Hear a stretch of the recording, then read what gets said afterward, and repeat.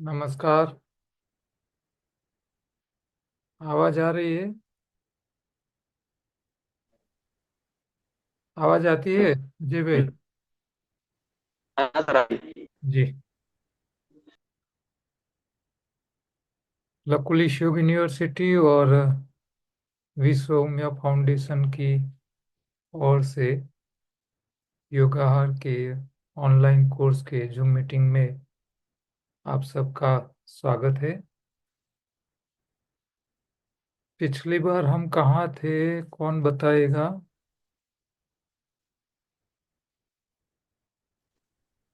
Sir 17 number chapter में। 17 number chapter.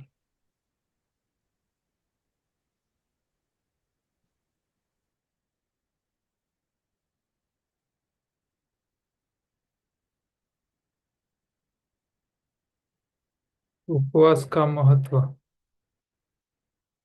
तो इसके आगे वाला चैप्टर हमारा पूरा हो गया था।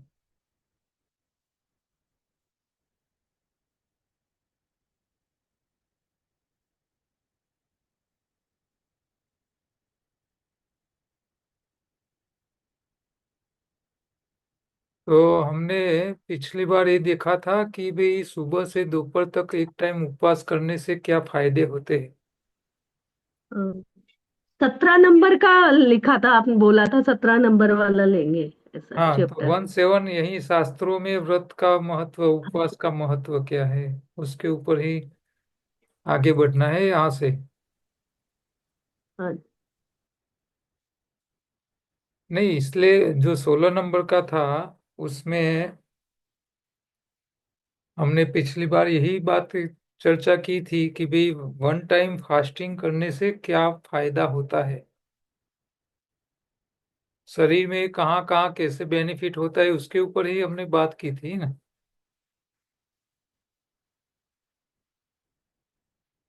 हाँ, वही बात की थी। जी। फास्टिंग के लिए गरम किया हुआ और गरम करने से क्या नुकसान और ये जी। सब, उपवास का क्या, खून की सफाई, अब गंदगी, ये सब बताया था। उपवास, यहाँ व्रत की जगह उपवास शब्द लिखना है। चैप्टर का टाइटल, व्रत को हम उपवास करें।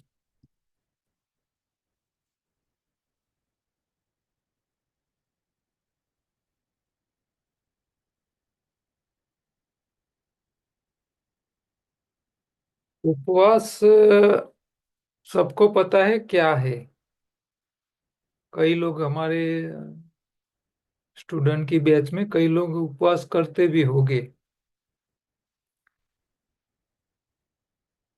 उपवास में कुछ खाना पीना नहीं होता है, उसी को उपवास सही तरह माना जाता है। दुनिया के हर धर्म वालों ने उपवास की व्यवस्था दी है। लोग ऐसा मानते हैं उपवास करने से पुण्य मिलता है। ज्यादातर लोग जो है इसमें, खास करके बहनें जो धार्मिक मान्यताएं वाली बहनें हैं, वो मानती है कि भी मैं व्रत करूंगी, उपवास करूंगी तो मुझे पुण्य मिलेगा। तो धर्म शास्त्रों के अनुसार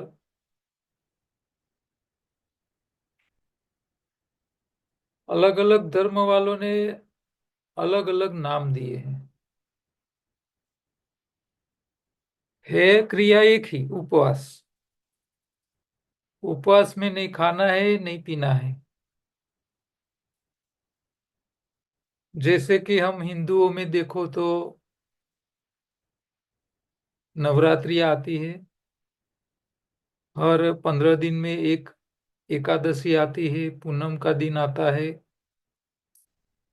कई लोग सप्ताह के कोई एक दिन के साथ जुड़े हुए देव के नाम से, शनिवार होता है तो लोग हनुमान जी के दिन का उसका मान के शनिवार का दिन उपवास करते हैं कई लोग।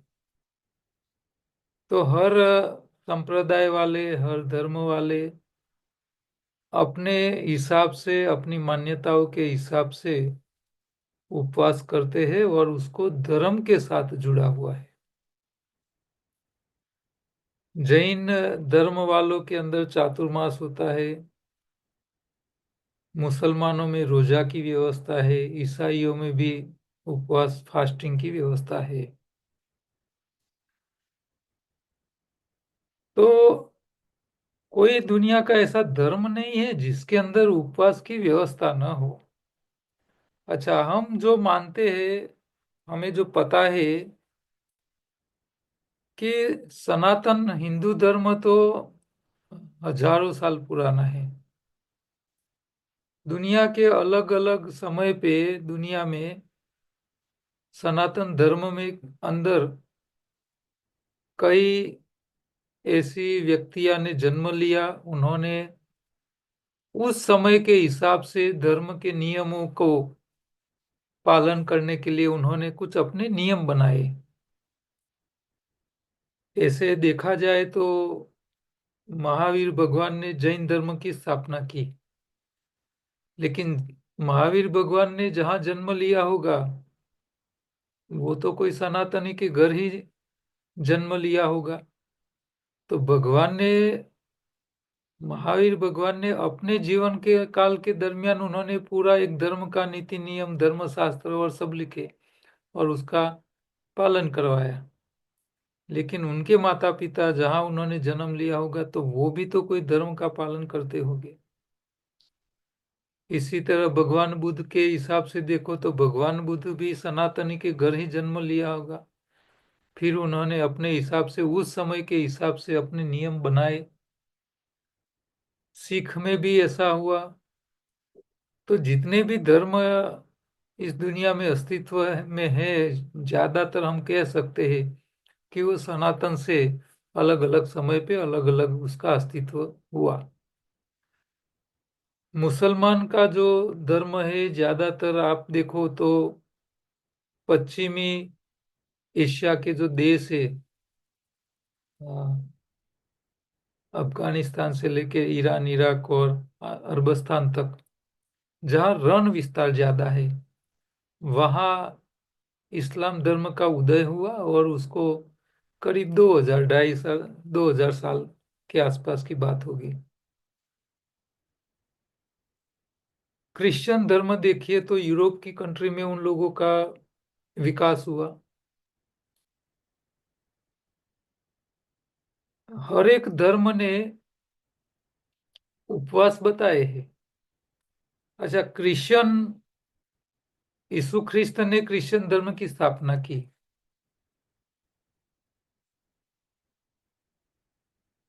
तो उनके धर्म के अंदर भी उपवास की व्यवस्था थी। मुस्लिम जो धर्म है उसका समय देखो तो 1500 साल या 2000 साल होगा। इससे पहले क्रिश्चियन हुआ होगा। सनातन तो हजारों साल से है। जैन धर्म की उत्पत्ति का समय एक अलग था, जगह अलग थी। क्रिश्चियन और मुस्लिम दोनों धर्म का उदय अलग इलाकों में हुआ, अलग समय पे हुआ। हिंदू धर्म का भी अलग समय, अलग जगह पे धर्म का उदय हुआ। बौद्ध धर्म देखिए तो पूरी दुनिया में बौद्धों के काफी देश है। पूरी दुनिया ने उसको हिंदुओं से अलग माना, इसीलिए वो अलग बताया जाता है, लेकिन है तो हिंदू का है। सनातन का ही एक अलग सा उत्पत्ति हुआ धर्म है। अलग अलग धर्म वालों ने अलग अलग समय पे अलग अलग जगह पे धर्म की परिभाषाएं की, धर्म के नीति नियमों का उल्लेख किया, धर्म के पालन के लिए नीति नियम बनाए। लेकिन ये सारे धर्म के अंदर कॉमन कोई चीज है तो वो है फास्टिंग, दूसरी है चैरिटी और तीसरी है प्रेयर। कोई भी धर्म पकड़ो, आपको वो धर्म के इष्ट देव को पूजा पूजा करने की, उसको आराधना करने की व्यवस्था हर धर्म वालों ने अपने अपने धर्म के हिसाब से रखी है। इसी तरह चैरिटी, समय का, ज्ञान का और धन का दान, ये सब धर्म वालों के अंदर है। भले उसका उदय कौन से समय पे हुआ, कौन सी जगह हुआ, कौन किसने किया, मान लो महावीर स्वामी है और भगवान बुद्ध है, गुरु नानक है, तो क्या एक दूसरे के रिलेशन में नहीं थे ये लोग? उन लोगों का जन्म कोई अलग जगह हुआ, उनका धर्म का प्रचार कई अलग जगह हुआ। समय में काफी 200 500 1000 साल का अंतर होता है हर धर्म के बीच में, उदय के बीच में। मुस्लिम और क्रिश्चियन धर्म में भी ऐसा हुआ। लेकिन हर धर्म के अंदर ये तीन बातें कॉमन क्यों आई? ये बहुत समझने वाली बात है।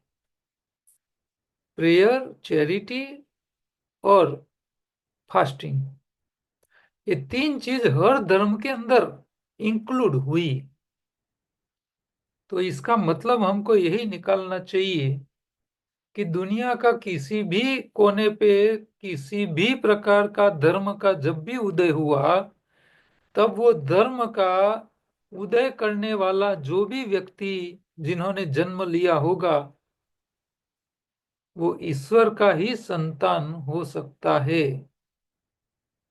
ईश्वर ने ही खुद जन्म लिया होगा, तब जाके सारे धर्म के जो नियम है वो आपको कॉमन दिखाई दे रहे। उसके शब्द में कुछ अंतर होगा, बोलने का शब्द कुछ अलग होगा, लेकिन मतलब तो सबका एक ही निकलता है।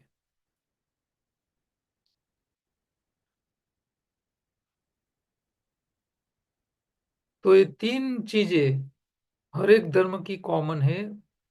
अपने धर्म के इष्ट देव की सेवा पूजा करना, हिंदू वाले मंदिर में जाएंगे, जैन वाले देरासर में जाएंगे, सिख होगा तो गुरुद्वारा में जाएगा, मुसलमान होगा तो मस्जिद में जाएगा और क्रिश्चियन होगा तो चर्च में जाएगा।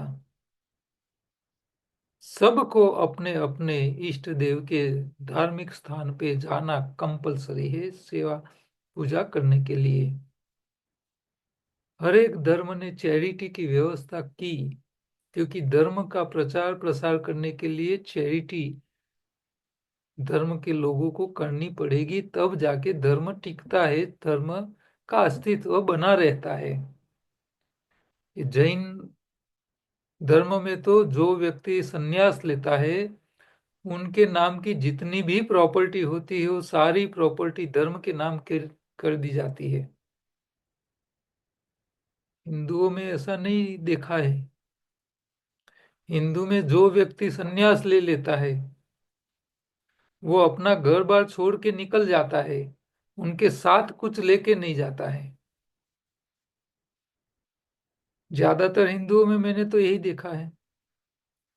लेकिन जैन धर्म में ऐसा है कि जो संन्यास लेता है वो खुद अपने पास की जितनी भी मिल्कत हो, करोड़ों रुपया की, अरबों रुपया की, वो भी धर्म के काम के लिए उसको डोनेट करने की व्यवस्था है। ये अंतर है दोनों में। आप हिंदू और जैनों में देखोगे ना, तो आपको एक बहुत बड़ी बात का फर्क है।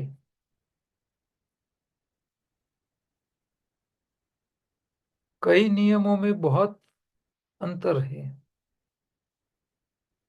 लेकिन ओवरऑल देखे तो सबके लिए धर्म के अंदर ये तीन बात। श्री रामचरितमानस वाले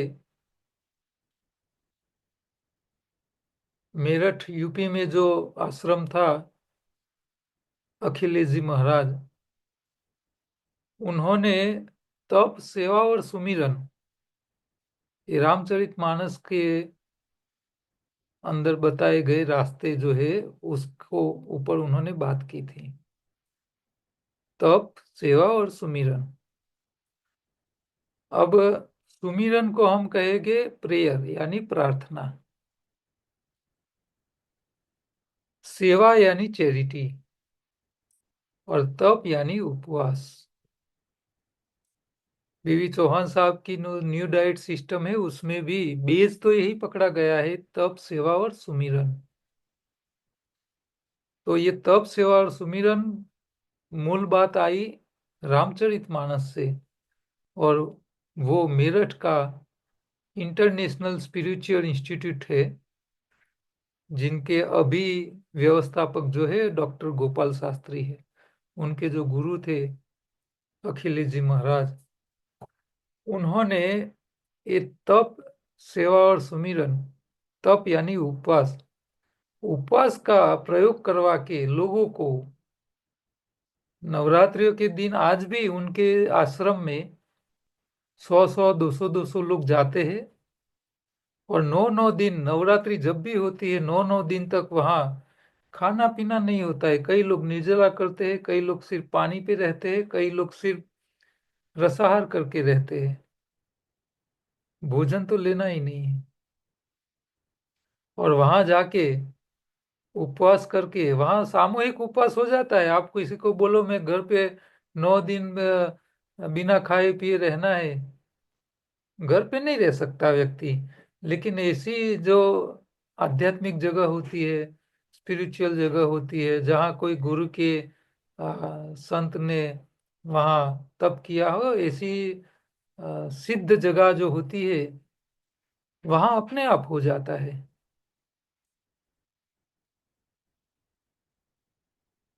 तो उपवास ये छोटी नहीं बात है। उपवास से शरीर ठीक होता है, मन ठीक होता है, ईश्वर के साथ लगाव बढ़ता है, ऊपर वाला के पास वास करना उसी को उपवास कहते हैं। दूसरे अर्थ में ईश्वर के पास बैठने का मौका मिलता है उपवास के टाइम। शरीर को भोजन न देना उसको सबसे बड़ा उपवास कहा है। उपवास कई प्रकार के होते हैं। कई लोग मोबाइल का भी उपवास करते हैं, भी एक दिन हम मोबाइल को नहीं पकड़ेंगे, सुबह उठे शाम को सो जाएंगे, तब तक मोबाइल को बंद करके बैठ जाएंगे। अब वो उपवास कर रहे हैं या किसी पैसे वाले का फोन आने वाला था इसीलिए उपवास कर लिया, वो पता नहीं चलता। कई लोग मौन व्रत रखते हैं उपवास में कि भाई उस दिन हम कुछ नहीं बोलेंगे, मुंह में पट्टी लगा देते हैं, मास्क पहन के पूरा दिन मौन रखते हैं कई लोग। कई लोग सिर्फ पानी पी के उपवास करते हैं। और हिंदुओं में तो लोग ज्यादातर लोग फराली खा के उपवास करते हैं।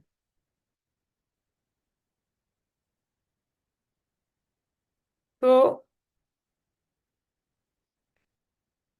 उपवास इतना बड़ा सब्जेक्ट है कि आयुर्वेद ने लंगनम यानी कि उपवास, लंगनम परम औषधि बता दी। आपको किसी भी प्रकार की बीमारी के इनिशियल स्टेज के सिम्टम्स आपको दिखाई दे, किसी भी प्रकार की,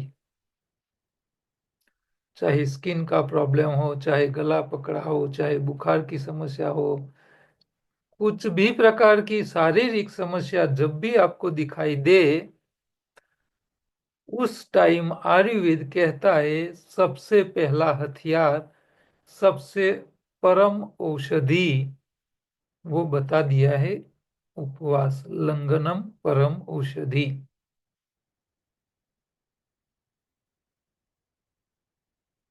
आपका गला पकड़ गया है, आपको पता चल जाना चाहिए कि शरीर में कचरा इकट्ठा हो गया है, अब कचरा खाली करना है तो डालना बंद करना पड़ेगा। शरीर में कचरा डालना बंद करोगे तो अपने आप शरीर का कचरा कम हो जाएगा। आपकी शरीर में जो अभी शुरू की जो सिम्टम्स आपको बीमारी की चिन्ह जो दिखाई दे रहे हैं, वो अपने आप ठीक हो जाएंगे। आपको नहीं दवाई की जरूरत पड़ेगी, नहीं कुछ करने की जरूरत पड़ेगी, आप ठीक हो जाओगे। लेकिन वो जो महत्व है, उसका जो प्रचार प्रसार होना चाहिए, लोगों के जीवन में उसका अमल होना चाहिए। और ये अमल धर्म के साथ जुड़ा हुई बात थी। इसीलिए ये बातें धार्मिक लोग जो जिसको हम संत कहते हैं, सन्यासी कहते हैं, ऐसे लोगों को ये धर्म का एक जो अंग है उपवास, उसका प्रचार प्रसार उन लोगों को करना की जरूरत थी। लेकिन धर्म के साथ जुड़े हुए सन्यासी लोगों ने, संत लोगों ने, ब्राह्मण लोगों, जो कर्मकांड करने वाले थे, जो शास्त्रों का ज्ञान देते हैं, ये सब ज्यादातर ब्राह्मण लोगों ने उपवास की बातें लोगों को नहीं बताई, लोगों को दूर कर लिया। वो खुद उपवास नहीं कर पाते थे, इसीलिए उन लोगों ने दूसरों को भी बताना बंद कर लिया।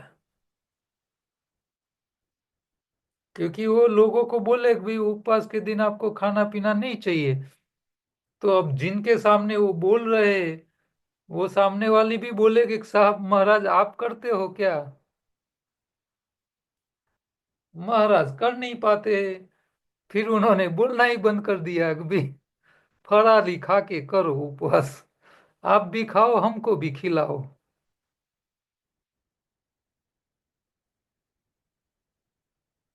बहुत विचित्र हो गया है। उपवास का महत्व धार्मिक है, फिर भी आयुर्वेद ने उसको बीमारी के साथ जोड़ के परम औषधि का रूप दिया है। यही उपवास,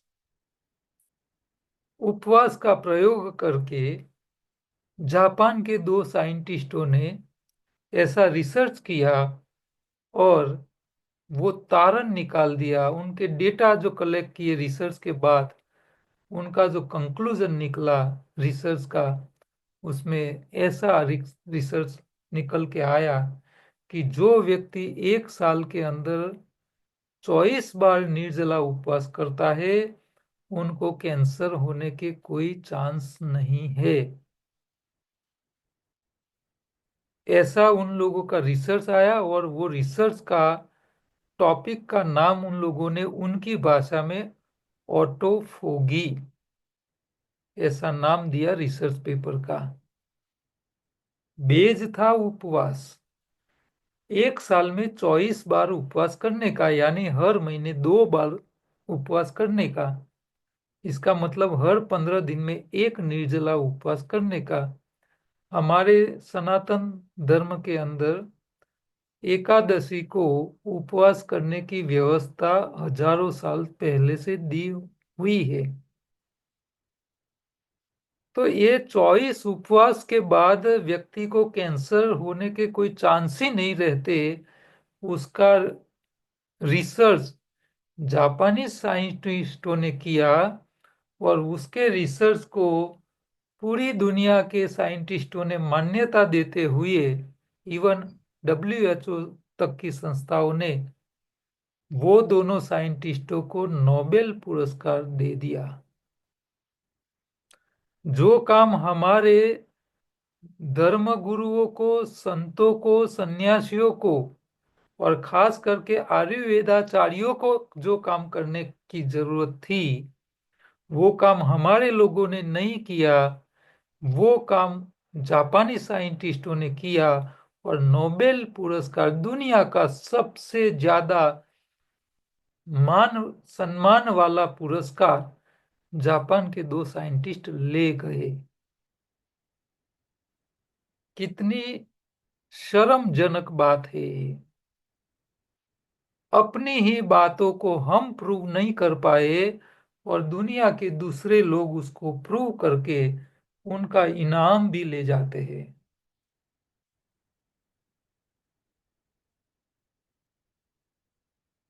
तो उपवास, सिर्फ मनुष्य ही उपवास का प्रयोग करते हैं ऐसा नहीं है। दुनिया के सारे जीव जंतु प्राणी पशु पक्षी सब लोग सब अपने समय पे उपवास की जब जरूरत पड़ती है तब वो कर लेते हैं। और आपको उसके ऊपर शंका हो तो आप किसी भी गांव में जाइए जहां गाय भैंस पाली जाती हो। वो जो पशुपालन करने वाले लोग होते हैं, खेडूत लोग, फार्मर्स लोग, उनको जाके मिलिए और उनको पूछिए कि आपकी गाय भैंस जब भी बीमार पड़ती है तो क्या उपवास करती है। पूछ के आइए। आपको जवाब सुन के आश्चर्य होगा। 100% जितने भी रिप्लाई आपको मिलेंगे खेडूतों की ओर से, सब लोग बोलेंगे गाय भैंस जब भी बीमार पड़ती है तो 1-2 दिन के लिए खाना पीना छोड़ देती है।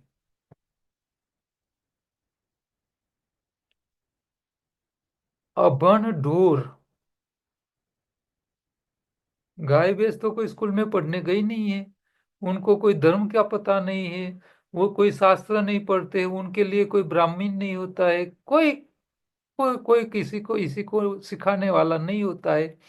लेकिन उन लोगों को इतनी सूझबूझ है कि जब शरीर में बीमारी आती है तो खाना पीना छोड़ देने से जल्दी ठीक हो सकते हैं। और वो लोग खुद को बचाते हैं और बीमार नहीं पड़ते हैं। उनको फैमिली डॉक्टर रखने की कोई आवश्यकता नहीं होती है। और मनुष्य जब बीमार पड़ता है, खाना पीना छोड़ देता है, तो घर के सारे लोग माथे पे बैठ जाते हैं और बोलते थे बेटा खा ले नहीं तो अशक्ति आ जाएगी। हम लोगों को खिला खिला के और ज्यादा बीमार पड़ते हैं। कोरोना के समय कोई प्राणी को कोरोना ने नहीं मारा, दुनिया में कोई प्राणी को। और इसके सामने करीब 1 करोड़ लोग, दुनिया के 1 करोड़ लोग कोरोना में मर गए। तो भगवान ने कोरोना का वायरस भेजा तो क्या बोल के भेजा था मनुष्य के अलावा दूसरा कोई पशु पक्षी को नहीं पकड़ने का? ऐसा तो नहीं करा था।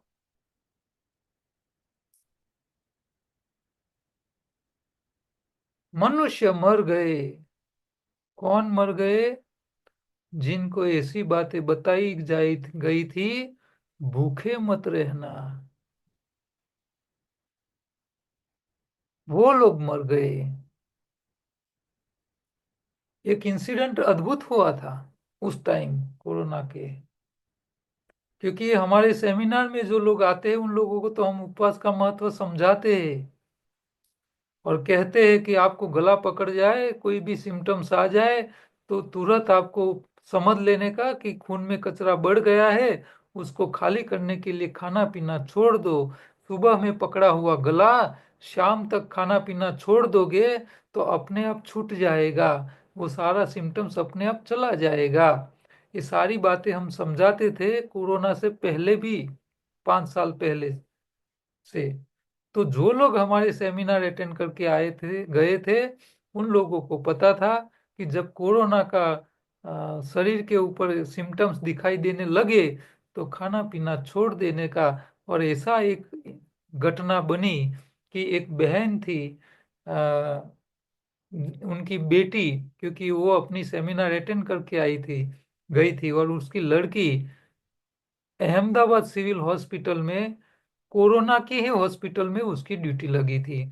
10-15 दिन कोरोना की कंटिन्यू ड्यूटी करने के बाद उनको छुट्टी मिली। छुट्टी मिली तो जब घर गई तो उसको सारे कोरोना के सिम्टम्स उनके शरीर पर आ गए। वो घबरा गई। उन्होंने मम्मी को फोन किया, मम्मी मुझे कोरोना लग गया है। टेंशन में आ गई। उस टाइम इतना हाव था कि सिर्फ रिपोर्ट, चाहे गलत रिपोर्ट भी आ गया और रिपोर्ट में ऐसा आ गया कि तुम्हारा कोरोना पॉजिटिव, और उस टाइम ऐसा बताया जाता था कि 100 रिपोर्ट करते थे, इसमें से 30 रिपोर्ट तो ऐसे होते थे वो सही रिजल्ट नहीं दिखाते थे, वो गलत ही रिजल्ट दिखाते थे। यानी 100 पॉजिटिव में 30 तो गलत ही होते थे। तो ये उनको तो शरीर पे सिम्टम्स आ गई थी। रिपोर्ट करने से भी पॉजिटिव आ गया था। तो वो टेंशन में आ गई। उन्होंने अपनी माँ को बोला कि माँ मुझे कोरोना पॉजिटिव हो गया है, मैं क्या करूँ, बहुत घबरा गई। तो माँ ने उसको आश्वासन दिया, बेटा शिविर को याद कर, जब शरीर में कचरा इकट्ठा हो जाता है तब वायरल इन्फेक्शन बढ़ जाता है। तुम खाना पीना छोड़ दे, एक दिन निर्जला कर ले, अपने आप ठीक हो जाएगी। बेटी ने उसी टाइम 24 घंटे का निर्जला किया। दूसरे दिन उनके शरीर पे एक भी कोरोना का लक्षण नहीं था। ये रियल घटनाएं हो चुकी है।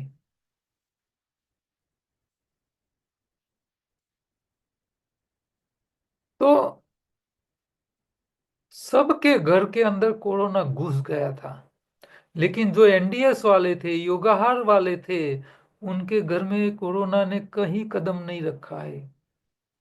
हमारे हम मेरे मेरे खुद के जितने भी रिलेटिव थे, दोस्तार थे, सोसाइटी के अगल बगल में रहने वाले, कोई ऐसा फैमिली नहीं था जिसके घर के अंदर कोरोना नहीं घुसा हो।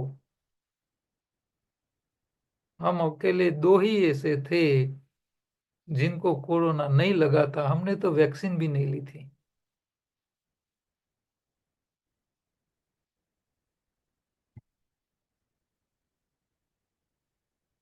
तो कैसे बचते हैं? दुनिया के सारे प्राणी ये उपवास करके अपने आप को बचा लेते हैं। एक मनुष्य ही ऐसा प्राणी है, उपवास का गलत मतलब निकालता है, उपवास को खाने पीने का अवसर मानता है, और खा खा करके अपने शरीर को ठीक करने की जगह वो बिगाड़ता रहता है।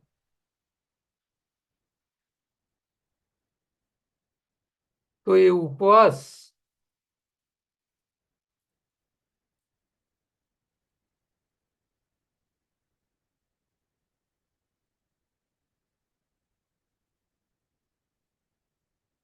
उपवास इसीलिए है कि आपके शरीर में जो भी कचरा इकट्ठा हो जाता है, वो कचरे के कारण शरीर के ऊपर जो भी आपको सिम्टम्स दिख रहे हैं, उसको खत्म करने के लिए खाना पीना छोड़ देना होता है।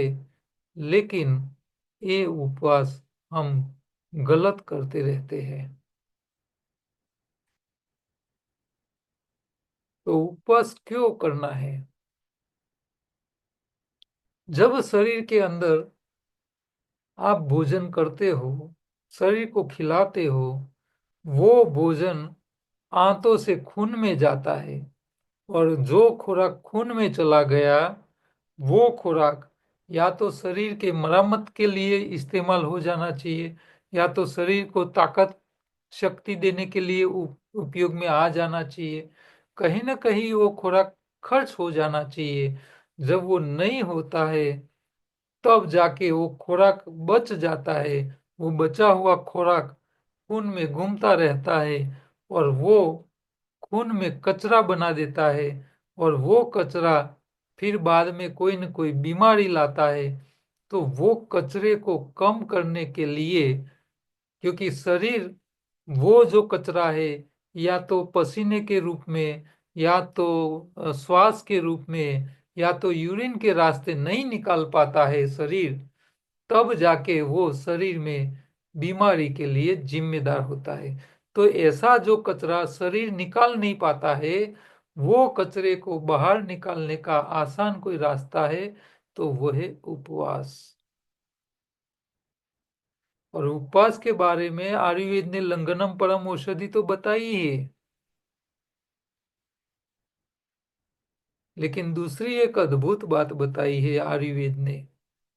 और वो कहता है, आहारम पचती सीखी, दोषाम आहार वर्जित।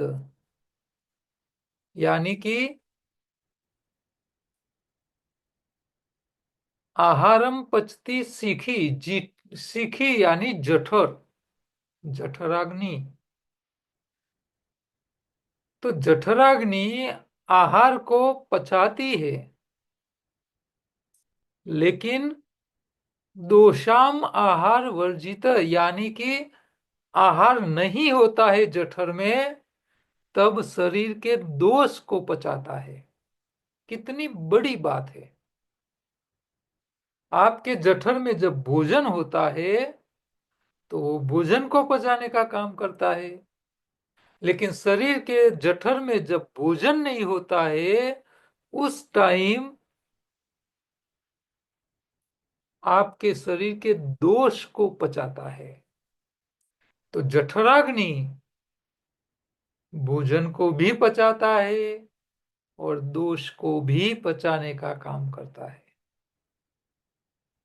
तो ये बहुत बड़ी बात है, लेकिन लोगों को इस बातों के पे भरोसा नहीं है, अपने आप को प्रयोग करने के लिए काबिल भी नहीं बनाते हैं।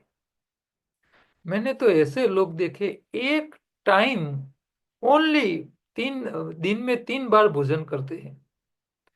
एक टाइम का भोजन छोड़ने की भी ताकत नहीं होती है। ऐसे लोग मैंने देखे हैं। एक टाइम का भोजन न छोड़ सके ऐसे लोगों को तो क्या कहने का। वो मनुष्य ही क्यों बने, इससे तो अच्छे प्राणी होते हैं। जब बीमार पड़ते हैं तो 2-2 3-3 दिन तक खाना छोड़ देते हैं, और ये लोग बीमार पड़ेंगे तो भी नहीं छोड़ सकते हैं। तो शरीर की आंतरिक सफाई के साथ साथ मन की सफाई के लिए भी उपवास इतना काम करता है। तो भोजन नहीं लेते हैं, भोजन नहीं बनाते हैं, तब भजन ही करने का होता है, और कुछ होता नहीं है। तो भोजन, भोजन को छोड़ो और भजन को पकड़ो, तो आपका आध्यात्मिक उन्नति भी हो जाएगी।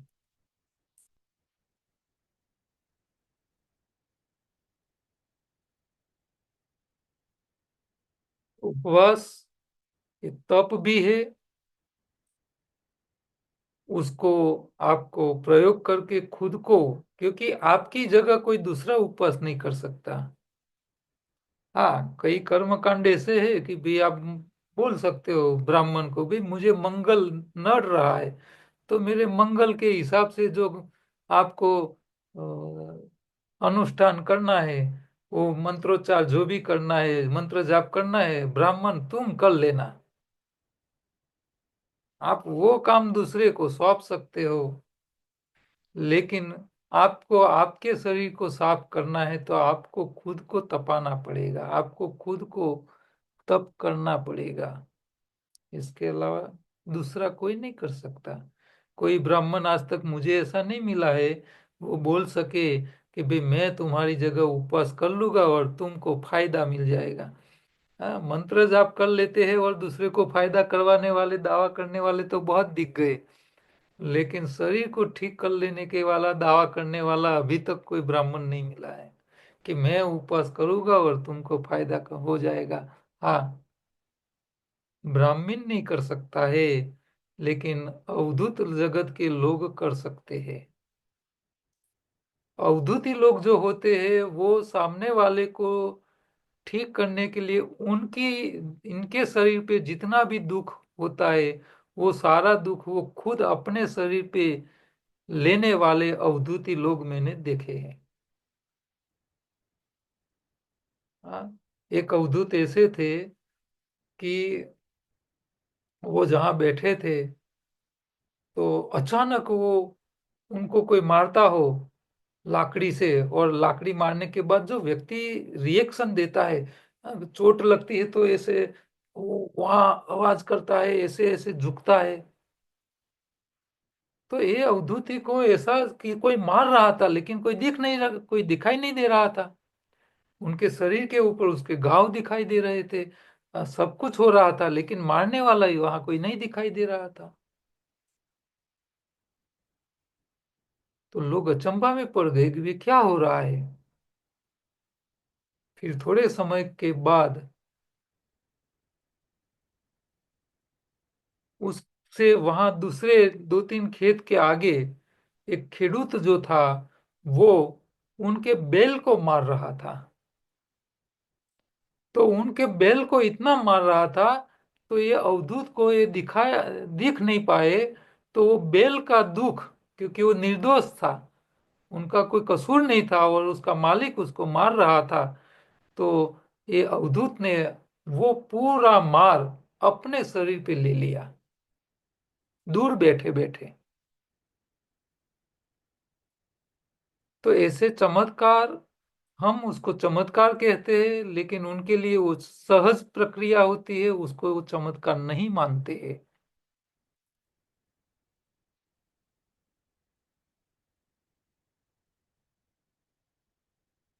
तो अपने शरीर की अशुद्धियां, मन की अशुद्धियां सबको खत्म करने के लिए उपवास बहुत जरूरी है। शरीर में जब अशुद्धियां इकट्ठा हो जाती है तो शरीर में अलग अलग प्रकार की बीमारियां आती है। मन में जब अशुद्धियां घुस जाती है तो फिर संसार के अंदर वो व्यक्ति बोझ रूप बन जाता है, क्योंकि वो जहां बैठा होगा, घर में होगा तो झगड़ा करेगा, पड़ोस में जाएगा तो झगड़ा करेगा, नौकरी धंधे पे जाएगा तो वहां भी झगड़ा करके आएगा, और माल सामान का व्यापार करने जाएगा या लेने जाएगा तो वहां भी वो कुछ ना कुछ गड़बड़ी करके आएगा। ये सब मन में इकट्ठे हुए कचरे वाले लोग ही ऐसा बर्ताव करते हैं। तो मन की सफाई के लिए, तन की सफाई के लिए उपवास के अलग अलग प्रकार बताए गए हैं। उसमें अल्प अवधि वाले, यानी शॉर्ट, एक टाइम का उपवास, दैनिक उपवास, और लंबे 9 9 दिन के नवरात्रि और चातुर्मास जैसे 4 4 महीना के उपवास। अलग अलग धर्म के अंदर अलग अलग उसके प्रावधान बताए गए हैं। तो अल्प अवधि में उपवास को 6 से 8 घंटे का उपवास बताया है। इसमें सुबह उठो और 6 8 घंटा तक उठने के बाद आपको भोजन पानी कुछ नहीं लेना है, निर्जला करना है 8 घंटा। तो वो अल्प अवधि का उपवास कहा जाता है। दैनिक उपवास में दो प्रकार के होते हैं। कई लोग सूर्योदय से सूर्यास्त तक का उपवास करते हैं, और कई लोग सूर्योदय से पहले जब भी उठते हैं वहीं से लेके 24 घंटे तक का उपवास भी करते हैं। जो जिसकी जैसी कैपेसिटी ऐसा वो करते हैं। तो जो लोग सिर्फ दिन के उपवास करने वाले होते हैं वो सूर्योदय से पहले खा लेते हैं, और शाम को सूर्यास्त हो जाने के बाद भी खाने बैठ जाते हैं। तो वो लोग ज्यादा से ज्यादा 10 12 घंटे का उपवास कर पाते हैं, इससे ज्यादा नहीं कर पाते हैं। और 24 घंटे वाले आराम से 24 घंटा तक खाना पीना छोड़ देते हैं। 9 दिन के उपवास करने वाले लोग भी होते हैं, 9 9 दिन नवरात्रि के खाते नहीं है, पीते नहीं है, फिर भी अपना वजन कम होने की जगह बढ़ाने वाले लोग भी है इस धरती पे। तो अलग अलग प्रकार के उपवास करने वाले हैं।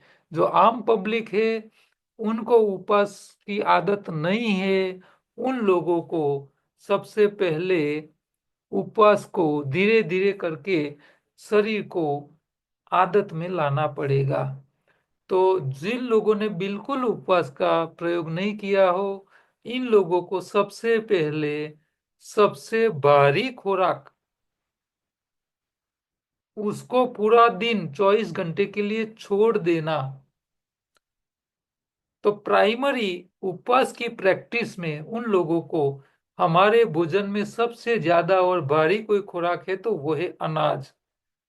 तो अनाज को छोड़ना चाहिए एक दिन के लिए। सुबह उठे, दूसरे दिन उठे तब तक अनाज का एक भी दाना ना खाए। इसके अलावा उनको जो भी खाना है वो खाए। सबसे पहले अनाज को छोड़े। इस तरह का उपवास शुरू करे, 2 4 बार वो ऐसा करे, फिर उसको अनाज के साथ सब्जी को छोड़ने का प्रयोग करना चाहिए। अच्छा, अनाज छोड़ दिया, सब्जी छोड़ दिया, प्रैक्टिस हो गई। फिर उसको फल को भी छोड़ने का प्रयोग करना चाहिए।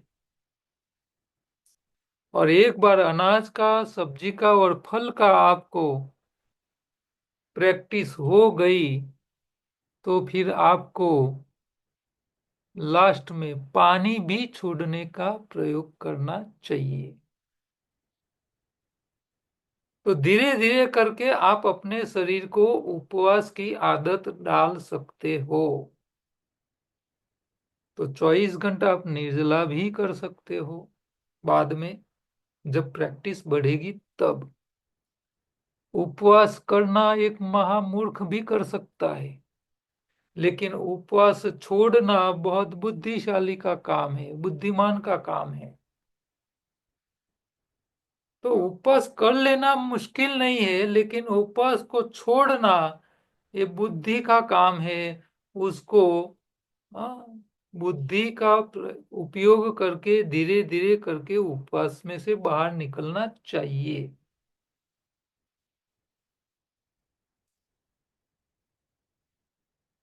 तो मान लो आपको एक निर्जला करना है, एक दिन का निर्जला करना है, और निर्जला की प्रैक्टिस पहले से नहीं है, तो आपको निर्जला के पहले 2 दिन और निर्जला के बाद के 2 दिन, टोटल 5 दिन के लिए आपको ध्यान रखना पड़ेगा। तो निर्जला उपवास से पहले 2 दिन पहले आपको फलाहार पे रहना चाहिए। फलाहार के बाद दूसरे दिन आपको सिर्फ पानी या रसाहार पे रहना चाहिए। फिर तीसरे दिन रियल में निर्जला उपवास करना चाहिए। फिर चौथे दिन दोबारा आपको रसाहार पे रहना चाहिए। और 5वें दिन फलाहार पे रहना चाहिए। और फिर रूटीन खुराक पे आना चाहिए। तो आपको एक निर्जला करने के लिए कम से कम 2 आगे और 2 पीछे, और उपवास का एक दिन, ऐसे मिला के 5 दिन का प्लानिंग करके आपको उपवास करने चाहिए। अच्छा, निर्जला करने के लिए और एक सावधानी भी रखनी पड़ती है। निर्जला के दिन आपको पानी की शरीर में कमी न हो जाए, क्योंकि बॉडी को प्रैक्टिस नहीं है। जिन लोगों को निर्जला करने की आदत नहीं है, उन लोगों के शरीर में डिहाइड्रेशन न हो जाए, इसके लिए उन लोगों को सादे पानी का नॉर्मल एनिमा लेते रहना चाहिए। जिनको प्रैक्टिस है 24 घंटा बिना पानी से रुकने का, वो लोग करे, कोई दिक्कत नहीं है। लेकिन जो लोग नए हैं, नए साधक है, उन लोगों को बिना एनिमा निर्जला नहीं करना चाहिए। एनिमा से क्या होता है कि आप जब एनिमा लेते हो तो बड़ी आंत में पानी जाता है। अब आपने निर्जला किया है, सुबह से उठे हो, दूसरे दिन सुबह तक आपको निर्जला करना है। आपके शरीर के अंदर पानी की कम होने लगता है क्वांटिटी, आपका खून गाढ़ा बनने लगता है।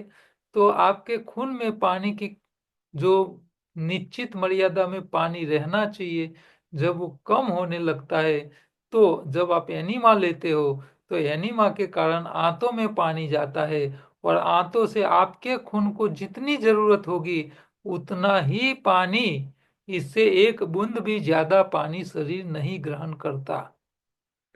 खून में जितनी जरूरत हो इतना ही पानी लेगा, इससे ज्यादा पानी नहीं लेगा वो। एनिमा लेके आप पानी की पूर्तता खून की पूरी कर सकते हो, लेकिन मुंह से पानी नहीं पीना होता है। मुंह से इसीलिए पानी नहीं पीना है क्योंकि आप मुंह से जो पानी पियोगे वो सारा पानी स्टमक से होके छोटी आंत में जाएगा और पूरा पानी खून में चला जाएगा।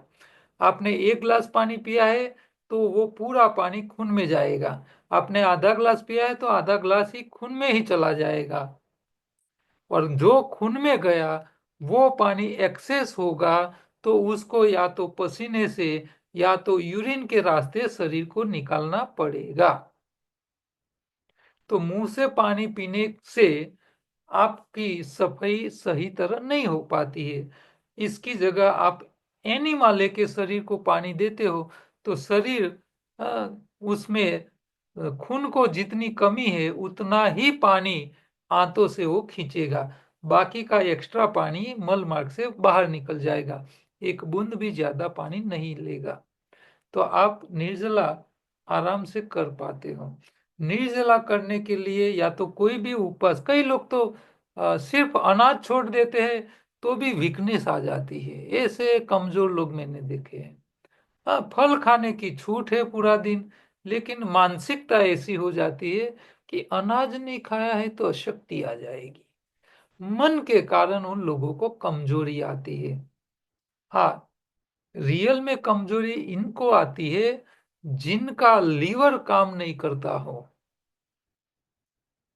क्योंकि आपके खून में, हमारे शरीर में 5 लीटर खून होता है। ये 5 लीटर खून में जो ग्लूकोज होता है जिसको हम कार्बोहाइड्रेट्स कहते हैं, जो कैलोरी के लिए हमारे शरीर के लिए चाहिए, ताकत के लिए, शरीर को ताकत वहीं से मिलती है, ग्लूकोज से, कार्बोहाइड्रेट से।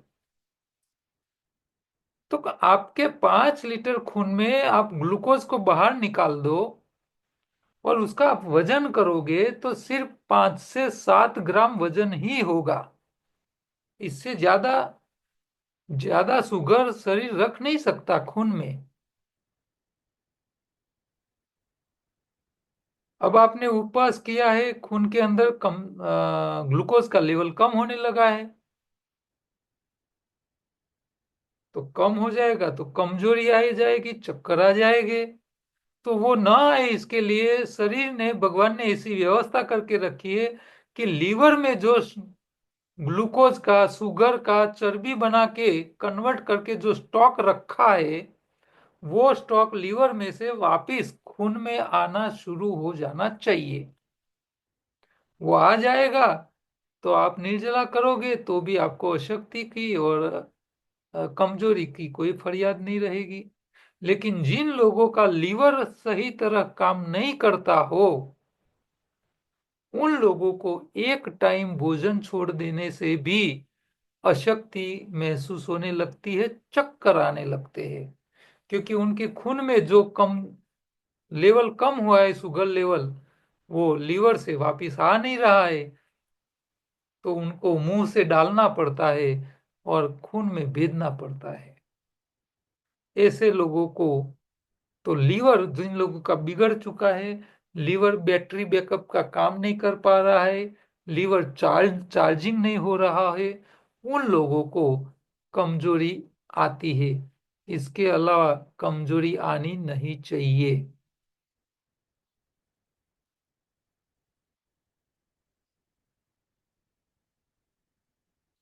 ज्यादा कमजोरी आ जाती है ऐसे लोगों को, तो फिर उन लोगों को रसाहार पे उपवास करने चाहिए। क्यों? क्योंकि लीवर, रसाहार करने से लीवर का डिटॉक्सिफिकेशन अच्छी तरह हो जाता है, और एक बार लीवर का डिटॉक्सिफिकेशन हो जाए फिर बाद में निर्जला भी कर सकते हैं। तो उपवास करने के लाभ कितने हैं? कई प्रकार के लाभ बताए हैं, यहाँ हम उसको थोड़ा देख लेते हैं। आपके शरीर में स्फूर्ति और ताजगी को बढ़ाना चाहते हो तो उपवास की आदत डालें। इससे फायदे ही है, नुकसान कुछ नहीं है। आपकी इम्यूनिटी बढ़ाना है तो उपवास से फायदा होगा। आपका वजन कम करना चाहते हैं तो उपवास से फायदा होगा। आप आपका वजन बढ़ाना चाहते हैं तो भी उपवास का फायदा होगा, क्योंकि उपवास करने से आंतों की खून की सफाई हो जाती है। फिर आप जब भोजन लेते हो तो वो अच्छी तरह डाइजेस्ट होना शुरू हो जाता है, तो आपका जो वजन बिल्कुल डाउन हो चुका है उसको इम्प्रूव भी आप कर सकते हो। आपकी शरीर की सुंदरता बढ़ाना चाहते हैं तो आपको उपवास मदद कर सकता है। अस्पताल जाना बंद करना चाहते हैं तो आपको उपवास करना चाहिए। आपको रात को अच्छी नींद लेनी है तो भी आपको उपवास करना चाहिए। आप पैदल यात्रा करना चाह रहे थे तो भी आप उपवास करो। और समय और पैसा का बचाव करना है तो आप उपवास की आदत डालो। आप किचन की झंझट से छुटकारा पाना चाहते हो, खास करके बहनों को, क्योंकि हफ्ते में 15 दिन में एक दिन को छुट्टी होनी चाहिए। लेकिन ये पुरुष ऐसे हो जाते हैं कि एक दिन के लिए खाना नहीं छोड़ते हैं और बहनों को पूरी जिंदगी किचन के साथ बांध देते हैं, छोड़ के बेचारी कहीं नहीं जा सकती। हाँ, ऐसे ऐसे मैंने तो लोग देखे हैं, खुद चाय बना के पी नहीं सकते, अपना भोजन नहीं बना सकते। सिंपल सा भोजन करना हो, मान लो रोटी नहीं पकाने आती हो तो बात अलग है, लेकिन दाल चावल तो बना सकते हैं, खिचड़ी तो बना के खा सकते हैं। इतने आसान भोजन जिसको बनाने में कोई रॉकेट साइंस नहीं है, कुछ नहीं है।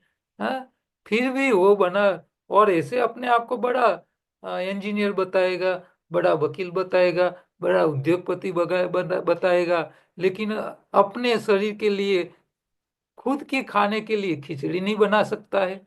तो वो उद्योगपति क्या काम का, जो खरीद अपने शरीर के लिए खिचड़ी बना के खा नहीं सकता हो। ऐसे घर वाले को तो रखने ही नहीं चाहिए। हाँ, बहनों को तो मैं तो बोलता हूँ, छूटा कर लो, झंझट को छोड़ो, क्योंकि वो पूरी जिंदगी आपको हैरान करके ही रखेंगे। घर वाला शादी करने की बाकी है न, तो पहले पूछ लेने का, रसोई आती है कि नहीं आती है। रसोई आती है तो ही शादी करो, नहीं आती है तो करो ही मत। ऐसे लोगों को तो छोड़ो। स्वस्थ रहना चाहते हैं तो उपवास करो। अपने स्वाद पर विश्वास करना चाहते हैं, स्वाद के ऊपर विश्वास नहीं करना है, स्वाद का अनुभव करना चाहते हैं।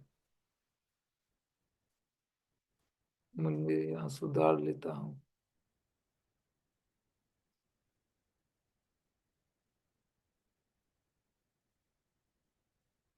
क्योंकि कई लोगों को तो स्वाद का भी पता नहीं चलता है, शरीर इतना कचर पट्टी से भर जाता है कि मुंह में कोई चीज रखते हैं तो स्वाद नहीं आता।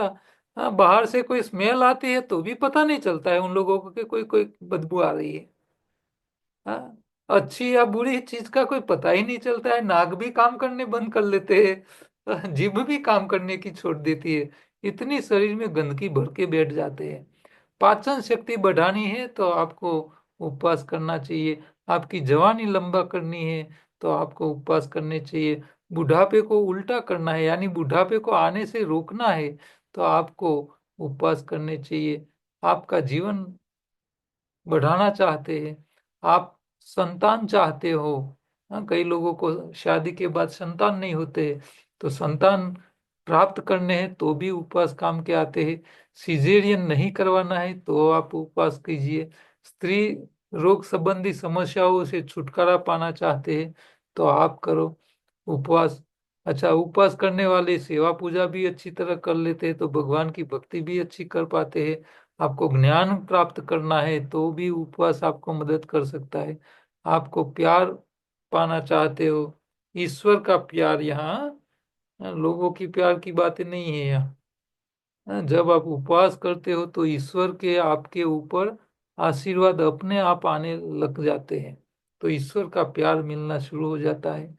ईश्वर और प्रभु को, भगवान को पाना चाहते हैं तो आप उपवास करो। पूरी जिंदगी किसी की भी सेवा लेने की नौबत ही नहीं आए, ऐसी अपेक्षा रखते हो तो आपको उपवास करना चाहिए। और मोक्ष प्राप्त करना है तो उपवास की आदत होनी चाहिए। और ये उपवास के बारे में मैं गर्व के साथ कह सकता हूँ कि जैन लोग जो होते हैं, इसमें खास करके जो जैन महाराज साहब, तो वो लोग जब उनको ऐसा पता चलता है कि हमारी जीवन का अब आयुष्य पूरा होने आया है, तो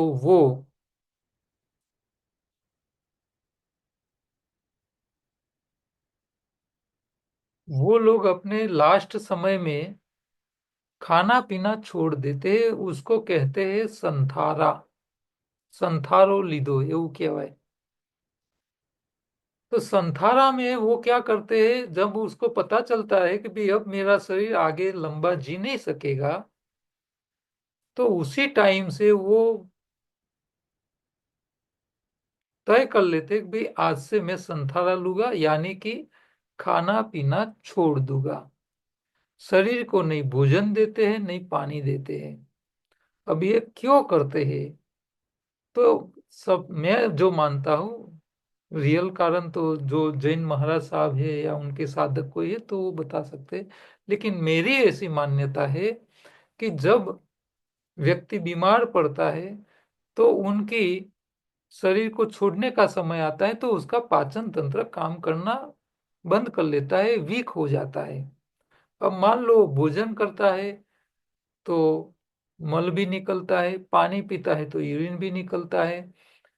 तो अब खाट में पड़े हैं, बेड रेस्ट पे है, शरीर को कुछ जरूरत नहीं है और खाते रहते हैं, तो यूरिन होता है, मल निकलता रहता है, कपड़े बिगड़ते हैं, उसको साफ सफाई करने के लिए दूसरे लोगों की आवश्यकता पड़ती है, सेवादार लोगों की जरूरत पड़ती है।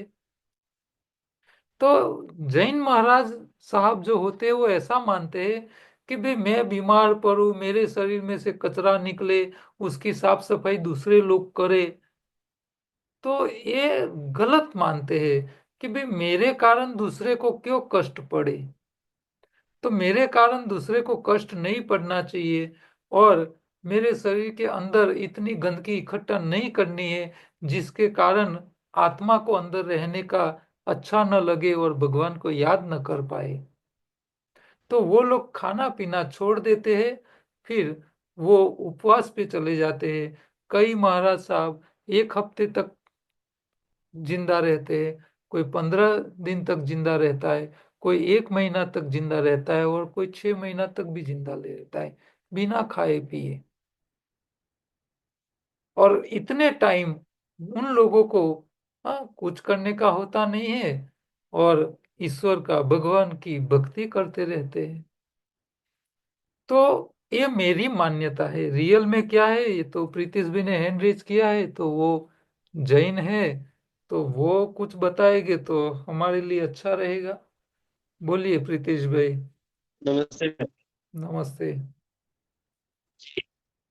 ये संस्कार अ, के बारे में आप आपके जी जी, इसी के बारे में बताने के लिए आपने जो टॉपिक है, तो मुझे लगा कि मैं कुछ बता पाऊंगा, इसने हैंड रेज भी किया है।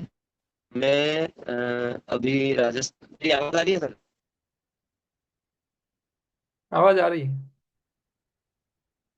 जी, मैं अभी राजस्थान हूँ।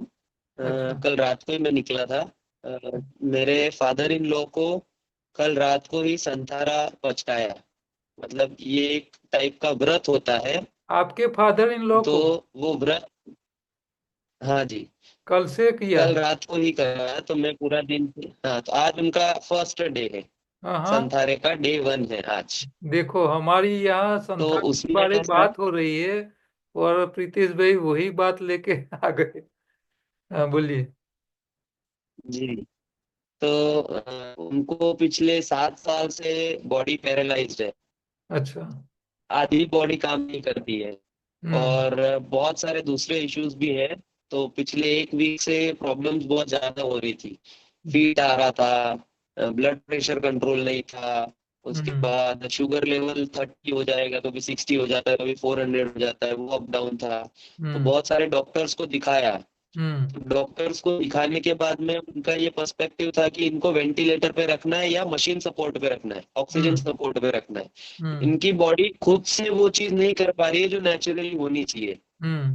तो जैनिज्म में एक ऐसा कंसेप्ट है कि आपका, जैसे हिंदू धर्म में है, जैसे सभी धर्मों में है, कि आपका जो अल्टीमेट गोल है वो आपकी आत्मा को परमात्मा से जोड़ना है, आपको हम्म। परमात्मा से मिलना है। इस शरीर को नश्वर मानते हुए आपको उस आत्मा को अगले भव में ले जाना है, अच्छी गति में ले जाना है। तो उसके लिए इस शरीर का मोह त्यागने के लिए, कि ये जो संसार का कंसेप्ट है कि ये शरीर नश्वर है और इस शरीर का अब कोई उपयोग नहीं है, तो मैं इस शरीर में रह के इस आत्मा को अगला भव या अगला कल्याण नहीं कर सकता हूँ। तो मुझे नए भव में जाके इस आत्मा का और कल्याण करना है। जी। इसके लिए ऐसा है कि अब इस शरीर को मतलब छोड़ने का समय आ गया है, तो मैं स्वेच्छा से इसको छोड़ता हूँ। तो वो मतलब अभी भी है, और करंटली काफी जगहों पे ये संथारा चल रहा है। जैसे एक श्राविका है जो उदयपुर में है, उनका आज 51 डे है, फिफ्टी ओह, फर्स्ट डे, 51 दिन हो चुके 51। हैं। हाँ, 51 चौविहार दिन। है, चौविहार और तिविहार ऐसे होता है। अच्छा। तिविहार मतलब आप पानी ग्रहण करते हो, 3 आहार को छोड़ते हो, और हम्म, चौविहार मतलब कुछ भी ग्रहण नहीं करते हो, पानी भी नहीं लेते हो। तो उनका चौविहार का 51वां दिन है। और एक हम्म। इंदौर में चल रहा है, उनका 90 डे पूरा हुआ है आज। ओह, 90, तीन 3 महीने महीना हो चुके हैं, पानी खाना कुछ भी नहीं ले रहे हैं, फिर भी वो स्वस्थ है। और अच्छा। मैं मेरे पापा की बताऊं, फादर इन लॉ की, वो जब नॉर्मल हॉस्पिटल से लाए थे तो उनको जो फीट आ रही थी continue, 8 minute, 10 minute, 15 minute, 20-20 minute की फीट आ रही थी, और एक बार तो 1 घंटे तक कंटिन्यू बॉडी वाइब्रेट हो रही थी। हम्म, तब हमने डिसाइड किया था कि अब इनको संथारा दे सकते हैं, कि बॉडी अब नहीं ले पा रही लोड। और एक ही दिन हुआ है आज, अभी तक 24 घंटे भी नहीं हुए, 10:30 बजे हो गए 24 घंटे, कल 10:30 बजे दिया था। तो अच्छा। उतने में ही बॉडी, जो आपने मतलब, तब मेरे को आपका ये सूत्र मैंने पहले भी सुना हुआ है काफी बार, लंगनम परम औषधि। मैंने घर वालों को भी बताया कि आयुर्वेद में ऐसा बोलते हैं कि खाना पीना छोड़ देंगे तो बॉडी रिकवर करती है। तो देखो पापा को रिकवरी हो रही, तो अभी जो फीट आ रही है पिछले 2-4 घंटे से, वो 10-15 सेकंड में आके निकल जा रही है। तो अच्छा। बॉडी अब फिर से रिकवर करके, पिछले 7 दिन में पापा को एडमिट किया था, और एडमिट करने का रीजन था कफ बहुत हो गया था, कफ निकल नहीं रहा था बॉडी से बाहर। और हम्म, आज दिन भर से, कल रात को भी 10:30 बजे दिलाया था, कल रात को भी जैसे ही अन्न छोड़ दिया वो, और आज भी दिन भर में कफ अपने आप खुल के बाहर आ रहा है बॉडी से। हम्म। तो ये चीज सच में काम करती है, और सामने देख रहा हूँ, मतलब होते हुए देख रहे हैं। अनुभव ऐसा हो रहा है आपको। हाँ। सिर्फ बुक्स में कहीं पढ़ा हूँ वो चीज नहीं है। जी। सही, सही। तो ये अभी मैं सिर्फ वहीं पे जैन ही हूँ, लोगों को पर ही क्लास करना है में ऐसा मिलता नहीं, जरूरी इस नहीं तरफ है। आने का थोड़ा। सबको ये इसकी प्रैक्टिस होनी चाहिए, अपने शरीर को संभालने की आदत होनी चाहिए, उपवास करके शरीर को ठीक रखने की प्रैक्टिस छोटे बच्चों से स्टार्ट करनी चाहिए। उन लोगों को ये ट्रेनिंग देनी चाहिए कि जब बीमार नहीं है उस टाइम आप प्रैक्टिस कर सकते हो। बीमारी के टाइम आप उपवास करवाने जाओगे तो कोई नहीं करेगा। तो जब आपको समस्या नहीं है उस टाइम आप, हाँ, एक टाइम का उपवास कराओ, 2 टाइम का कराओ, 3 टाइम का कराओ, फिर फलाहार पे रखो, रसाहार पे रखो, सिर्फ पानी के ऊपर करवाओ, और जब के जाके फिर बाद में निर्जला भी की प्रैक्टिस भी कराओ। तो व्यक्ति को अलग अलग तरीके के जो उपवास के जो प्रकार बताए हैं उसके ऊपर खुद को प्रयोग करके अपने शरीर को आदत देनी चाहिए। हाँ। तो जब जब आप ये सब का प्रैक्टिस करोगे, तब जब रियल में जरूरत पड़ेगी तब जाके आप उपवास करके उसका लाभ ले सकते हो। तो आत्मा का उद्धार बिना तप तो होने वाला नहीं है। आपको ये उपवास करना वही तो तप है। हाँ, वही सबसे बड़ा तप है, क्योंकि शरीर को बिना अनाज आप टिका नहीं सकते। तो शरीर को हर रोज अनाज चाहिए, भोजन चाहिए। अब शरीर भोजन के बिना चलाना सीख ले, इससे बड़ा त्याग क्या है? कुछ नहीं है। आप अपने अपने लिए कुछ भी छोड़ सकते हो, लेकिन व्यक्ति भोजन कभी नहीं छोड़ सकता। तो वो भोजन एक ऐसी चीज है, वो सबसे शरीर से छूटने वाली सबसे लास्ट चीज है। इससे पहले सारी प्रकार की सुख सुविधाएं, गाड़ी बंगला, घर वाले सबको छोड़ सकता है व्यक्ति, अपने कपड़े तक छोड़ सकता है। लेकिन भोजन एक ऐसा है वो लास्ट में छूट सकता है। और भोजन जो छोड़ दे, जिस व्यक्ति के अंदर भोजन छोड़ने की ताकत आ जाए, फिर वो पूरी दुनिया का मोह माया लोभ लालच सब कुछ छोड़ सकता है। तो भोजन छोड़ने की आदत ये ऊर्ध्व गति के लिए, आध्यात्मिक उन्नति के लिए सबसे अहम रोल है उसका। तो उपवास, आप लोगों को मेरी रिक्वेस्ट है कि भी आप उपवास की आदत, मैंने बताया इसी तरह कि भी बिल्कुल नहीं प्रैक्टिस है तो एक दिन अनाज छोड़ो, फिर आप अनाज के साथ सब्जी को छोड़ो, फिर अनाज सब्जी के साथ फल को छोड़ो, और अनाज सब्जी फल के साथ फिर आप पानी को छोड़ो। इस तरह एक एक करके, और पूरे दिन का नहीं कर पाओ तो आधे आधे दिन का प्रैक्टिस करो। शुरू में आधे दिन के लिए छोड़ो, हाँ, आधे दिन के लिए निर्जला तक पहुंच जाओ, फिर आप पूरे दिन के लिए निर्जला तक पहुंचाओ, 12 घंटे तक करो, फिर 18 घंटे तक का प्रैक्टिस करो, फिर जाके 24 घंटे का करो। तो धीरे धीरे करके आप उपवास की प्रैक्टिस करके अपने आप को मजबूत, क्योंकि मन से मजबूत बनना है आपको। तन कितना भी मजबूत हो कोई काम का नहीं है, मन मजबूत चाहिए। और आत्मा को ऊर्ध्व गति पे ले जाने के लिए आपका मन मजबूत करना पड़ेगा, तब जाके शरीर भोजन छोड़ने के लिए राजी होगा। और एक बार शरीर भोजन छोड़ने के लिए राजी हो गया, मान लो आपका जीवन धन्य हो गया। आप फिर आपको ऊर्ध्व गति से कोई नहीं रोक सकता है। और मन को मजबूत करने के लिए योग शास्त्र ने एक दूसरा रास्ता भी बताया है। योग शास्त्र कहता है इंद्रियों का राजा मन है और मन का राजा श्वास है। वो पूरी दुनिया की सारी समस्याओं का समाधान एक छोटे से वाक्य में योग शास्त्र ने दे दिया है। हाँ? हमारा सनातन क्या कहता है कि भाई आपका मन आपकी इंद्रियों का बॉस होना चाहिए, राजा होना चाहिए। लेकिन दुनिया के सब लोगों की मन इंद्रियों की गुलामी करती है, क्योंकि किसी का बड़ा बंगला देख दिया, किसी कोई सुंदरता देख ली, हाँ, कहीं अच्छा टेस्ट खा लिया, हाँ, कोई अच्छी स्मेल आ गई, मन काबू में रहता नहीं, फिर झमेले में फंसता है मानस। संसार की सारी दुखों की जड़ है इंद्रिया। अब ये क्यों है? क्योंकि आपका मन है वो इंद्रियों का गुलाम बन गया है। अब इंद्रियों की गुलामी में से छूटना है और इंद्रियों का राजा बनना है, तो इसके लिए रास्ता योग शास्त्र ने बताया। इंद्रियों का राजा है, इंद्रियों का राजा मन है और मन का राजा श्वास है। तो जो व्यक्ति अपने श्वास को कंट्रोल कर ले, उनका सब कुछ कंट्रोल में आ गया। उसकी इंद्रिया भी अपने काबू में आ जाएगी, और श्वास कंट्रोल में आ गया तो इंद्रियों का राजा अपने आप मन बन जाएगा। और इंद्रियों का राजा बन गया, फिर तो कोई जीवन में समस्या ही नहीं है। हाँ?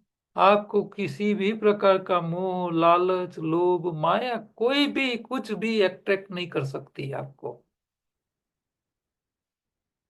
तो संसार के चक्कर में से बाहर निकलना है तो आप श्वास को कंट्रोल करो, और श्वास को कंट्रोल करने के लिए प्राणायाम, श्वास को हो सके इतना धीरे करो, धीरे इनहेल करो, धीरे निकालो। और एक्स्ट्रा करना है तो अ, अंदर इनहेल को पूरक कहते हैं, बाहर निकालने को रेचक कहते हैं। तो पूरक करो, हो सके तो श्वास को रोक के रखो, फिर रेचक करो, फिर श्वास को बाहर रोको, फिर पूरक करो, फिर अंदर रोको। और वो पूरक रेचक की जो गति होती है वो स्लो मोशन में करनी है। धीरे धीरे श्वास भरो, धीरे धीरे श्वास छोड़ो। ये तब तक नहीं हो सकता जब तक आपका माइंड आपकी श्वास की गतिविधि के ऊपर फोकस नहीं होता। एक बार आप फोकस करते रहोगे तभी श्वास स्लो हो पाएंगे, इसके अलावा होगे नहीं। और इसी को ही ध्यान कहते हैं, इसी को ही मेडिटेशन कहते हैं। मेडिटेशन कहीं कोई आश्रम में जाओगे, कोई गुरु को पकड़ोगे, उसके पैर में पड़ोगे, तब आपको मेडिटेशन ध्यान होगा। वो बातें को छोड़ दो, कभी होने वाला नहीं है। कोई व्यक्ति आपको मेडिटेशन नहीं करा सकता, आपको खुद को ही करना पड़ेगा। और मेडिटेशन यही है, श्वास को कंट्रोल करो। श्वास जितने आप धीरे ले पाओगे उतना आपकी इंद्रियां आपके कंट्रोल में आएंगे। और आपका श्वास कितनी बार चल रहा है, 1 मिनट में कितनी बार लेते हो छोड़ते हो, वो कभी खुद काउंट नहीं कर सकते। क्योंकि आप जब उसको काउंट करने जाओगे ना, तो आप धीरे धीरे लोगे और अपने आप कम बताओगे। वो रियल नहीं है, क्योंकि आपने क्या किया, उसको कंट्रोल करके धीमा कर लिया और फिर काउंटिंग कम कर ली। इसीलिए आपको आपको लगेगा कि मैं तो धीरे धीरे ले रहा हूं। नहीं, आप नेचुरली नहीं ले रहे, आपने उसको कंट्रोल किया, इसीलिए आप धीरे ले रहे हो। एक्चुअली जब आप नींद में होते हो, जब आप सोए हुए होते हो, तब आपका जो श्वास चलता है उसका काउंटिंग करना चाहिए। और वो आप खुद जब नींद में हो तो आप खुद नहीं कर सकते। आपका वो काउंटिंग आपके बेड में आपके साथ जो व्यक्ति सोता है, हाँ, आपका पति हो या आपकी पत्नी हो या आपके बेटे बेटियां है, जो भी आपके साथ है, उनको बोल के आपके नींद भर नींद में आपके श्वास कितने चल रहे हैं उसको काउंट करने का आसान रास्ता मोबाइल के अंदर दिया हुआ है। आपको ऑडियो रिकॉर्डर स्टार्ट कर लेने का, नाक के आगे रख के चालू कर लेने का, और 2 मिनट या 3 मिनट के लिए आपको उसको रिकॉर्ड कर लेने का। अब कितने मिनट के लिए रिकॉर्ड किया वो फाइल में दिखा देगा कि भाई ये 2 मिनट का हुआ, 2 मिनट 10 सेकंड का हुआ, जो भी हुआ। अब ये 2 मिनट 10 सेकंड के अंदर कितनी बार श्वास लिया और कितनी बार छोड़ा, वो रिकॉर्ड अपने आप हो जाएगा, वो आप काउंट कर सकते हो बाद में। तो आपको पता चलेगा कि भाई आपका श्वासोश्वास की नॉर्मल गति जब आप नींद में होते हो तब कितनी होती है। अच्छा, अब ये एक बार करने से भी सही नहीं मिलेगी, आपको मिनिमम 3 बार अलग अलग समय पे करनी पड़ेगी। आप पहले नींद में गए तो पहले 1 घंटे के अंदर ले लो। दूसरी बार आधी रात को रिकॉर्ड करो। और तीसरी बार अर्ली मॉर्निंग उठने से पहले के समय पे आप जब नींद में हो तब करो। ये 3 अलग अलग समय का एवरेज निकालोगे तब जाके आपको सही श्वासोश्वास की गति पता चलेगी। क्यों? क्योंकि कई बार क्या होता है, आप पहली नींद में हो और आपको भयानक स्वप्न आ गया, और मान लो आपके पीछे कुत्ता भाग रहा है, तो आपके श्वास भले आप नींद में हो, लेकिन आपके श्वास तो वो भी भागने लगेगी। आपके पैर नहीं भागेंगे, लेकिन आपका श्वास तो भागेगा, जरूर भागेगा, वो दौड़ता हुआ भागेगा। तो नींद में जब स्वप्न नहीं होते हैं उस टाइम का जो नॉर्मल श्वासोश्वास आपको मिलेगा, वही रियल श्वासोश्वास आपका मिलेगा। और जिन लोगों का जितने कम मिलेंगे, वही लोग अपनी इंद्रियों के राजा कहलाएंगे। तो आप खुद उसका प्रयोग करो, आपका कितना है, फिर आप प्रैक्टिस करो। धीमा, लंबा, ऊंडा श्वास धीरे धीरे। और कभी भी ऐसा जरूरी नहीं है कि भोजन के पहले करना है, भोजन के बाद करना है, बैठे बैठे करना है, सोते सोते करना है, ऐसा कुछ नहीं है। आप वॉकिंग करते करते भी धीरे धीरे श्वास ले सकते हो, धीरे धीरे छोड़ सकते हो। आपको प्रैक्टिस करनी पड़ेगी। हाँ, किसी भी हालत में, रात को सोए हो, 12 बजे नींद पूरी हो गई, मान लो 8 बजे सो गए हो, 4 घंटे के बाद नींद पूरी हो गई, तो उस टाइम भी आप पड़े पड़े बेड में, हाँ, धीरे धीरे धीरे श्वास भरो, धीरे धीरे धीरे निकालो, हाँ, धीरे धीरे भरो, धीरे धीरे निकालो। जब आपकी ये प्रैक्टिस लंबी हो जाएगी, 2 4 1 2 3 महीने तक की, तब जाके आपके श्वास अपने आप स्लो मोशन वाले नेचुरली हो जाएंगे। और आप तब देखना, आपके सोच में बदलाव आ गया होगा, आपके विचारों में बदलाव आ गया होगा, आपकी अपेक्षाओं में बदलाव आ गया होगा, आपकी लालच मोह माया सारा छूट गया होगा। आपको इतना आनंद महसूस होगा कि आप बिना संन्यास लिए ही सन्यासी की तरह जिंदा रहते हो, ऐसा आपको मालूम होने लगेगा। हाँ, भगवा कपड़ा पहनना जरूरी नहीं है। हाँ, आप अपने आप को खुद भी सन्यासी बना सकते हो। हाँ, लेकिन सन्यासी वही है जिसके श्वास स्लो चलते हो, क्योंकि स्लो स्लो श्वास चलने वाले ही मोह माया से लिप्त रह सकते हैं। बाकी हाँ, किसी की ताकत नहीं है जो मोह माया से लिप्त रह सके। ठीक है, तो ये इंद्रियों को कंट्रोल करोगे तो उपवास कर पाओगे, क्योंकि वही लोग उपवास नहीं कर पाते हैं जो इंद्रियों के गुलाम है। हाँ, उनका मन इंद्रियों का गुलाम है, वही उपवास कर नहीं पाते हैं। तो आप लोगों को हाँ, ये प्रैक्टिस नहीं है, तो पहले आप श्वासोश्वास को कंट्रोल करो, अपनी श्वास को कंट्रोल करना सीख लो, तब जाके आपका नॉर्मल श्वास जो रूटीन श्वासोश्वास है उसका काउंट कम हो जाएगा, फिर आपकी इंद्रिय आपके कंट्रोल में आ जाएगी, फिर आप उपवास अच्छी तरह कर पाओगे। तो ये सब करने का फायदा एक ही है कि जब व्यक्ति उपवास करता है, जब उसकी इंद्रिया काबू में आती है, जब वो मन उसका राजा बन जाता है, फिर उसकी आत्मा की उन्नति होने लगती है, फिर मोह माया लोभ लालच से मुक्त हो जाता है व्यक्ति, तब जाके उसके पिछले कर्मों के कारण उसको जो कर्म फल भुगतना था, जो बाकी था, वो भी अपने आप कटने लगता है। हाँ, उसमें कटौती शुरू हो जाती है। हाँ, वो फल भुगतने की जरूरत नहीं पड़ती है, आध्यात्मिक उन्नति अपने आप होने लगती है। तो आपकी आदि व्याधि और उपाधि उपाधि तो होगी ही नहीं फिर। उपाधि तो जिनका मन इंद्रियों का राजा हो जाता है ना, उनके जीवन में कभी उपाधि आती ही नहीं, क्योंकि वो स्वयं अपने ही बुद्धि से खड़ी की होती है। तो उसको पिछले जन्म के कर्म से कुछ लेना देना नहीं है, उपाधि स्वयं खड़ी की जाती है और स्वयं खुद व्यक्ति करता है। तो उपाधि तो आएगी नहीं, शरीर में व्याधि होगी तो चली जाएगी, और जो आदि पिछले जन्मों का कर्म जो भुगतना था आपको, वो भी अपने आप कटना शुरू हो जाएंगे। हाँ, आपको फांसी की सजा दी होगी तो जन्म टिप में आ जाओगे, जन्म टिप में हो गई होगी तो 5 साल 10 साल में आपको छोड़ दिया जाएगा। हाँ, अच्छे कर्म करने वाले को तो जेल वाले भी छोड़ देते हैं, तो भगवान क्यों नहीं छोड़ेगा? वो भी छोड़ देता है कि चल, तुमको जो दुख भुगतने का था, हाँ चल उसमें से तुमको मुक्ति दे देता हूँ।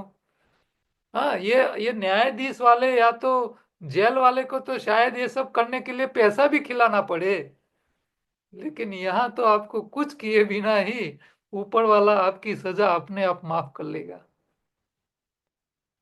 तो आदि व्याधि और उपाधि से बचने का लिए ये उपवास, इंद्रियों का राजा बनना, श्वास को कंट्रोल करना, ये सारी एक्टिविटी आपको अपने शरीर पे उसका अमल करना पड़ेगा।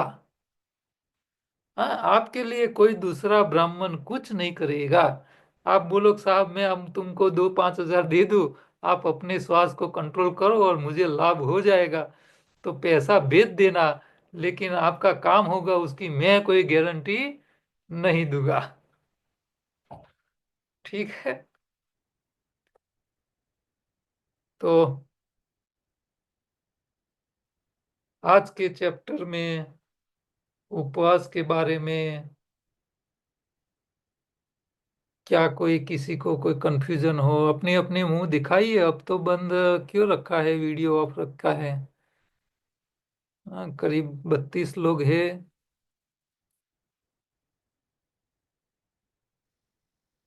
क्या कोई कुछ सर कहना चाहता एक है? क्लेरिफिकेशन आपण होतो जी बोलो।